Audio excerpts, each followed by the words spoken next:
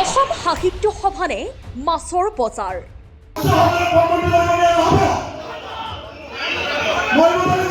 প্ৰস্তাৱ নস্যাৎ কৰাৰ পিছতো সাহিত্য সভাত উত্থাপন একেই প্ৰস্তাৱ। সাহিত্য সভাৰ মজিয়াতে সভাপতি হাই হাই ধ্বনি।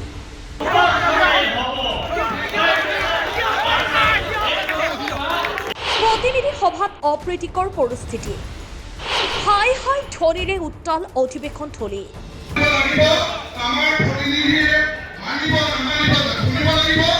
একাংশ ৰাইজৰ প্ৰশ্ন, এইখন প্ৰকৃততে সাহিত্য সভাৰ অধিৱেশন আছিল নে মাছৰ বজাৰ আছিল?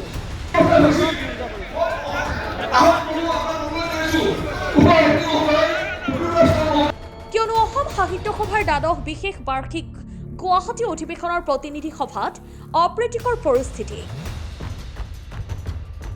কাৰ্যনিৰ্বাহকত বৰ্তমানৰ কেন্দ্ৰীয় সমিতিৰ কাৰ্যকাল বৃদ্ধিৰ প্ৰস্তাৱ নস্যাৎ কৰাৰ পিছতো প্ৰতিনিধি সভাত আকৌ উত্থাপন একেই প্ৰস্তাৱ।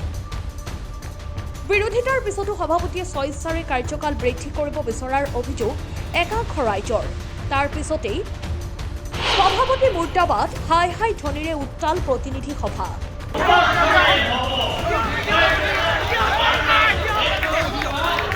একাংশ প্ৰতিনিধিৰ মতে কাৰ্যনিৰ্বাহক সভাৰ সিদ্ধান্ত উপেক্ষা কৰি একেই প্ৰস্তাৱ পুনৰ উত্থাপন কৰাটো গণতান্ত্ৰিক পৰম্পৰাৰ পৰিপন্থী।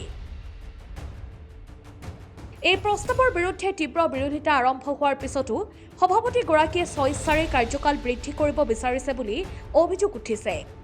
ইয়াৰ ফলত সভাস্থলীত উত্তেজনা চূড়ান্ত পৰ্যায়ত উপনীত হয়।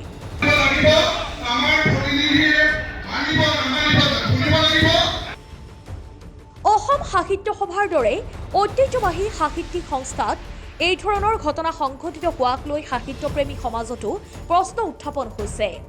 গণতান্ত্ৰিক প্ৰক্ৰিয়া আৰু প্ৰতিনিধি সভাৰ মৰ্যাদা অক্ষুণ্ণ ৰাখিবলৈ শীৰ্ষ নেতৃত্বই অধিক সংযমী আৰু স্বচ্ছ ভূমিকা গ্ৰহণ কৰিব লাগে বুলি মত প্ৰকাশ কৰিছে একাংশ সচেতন নাগৰিকে।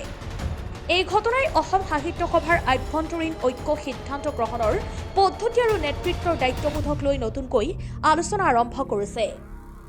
Bureau' report, AJ news live.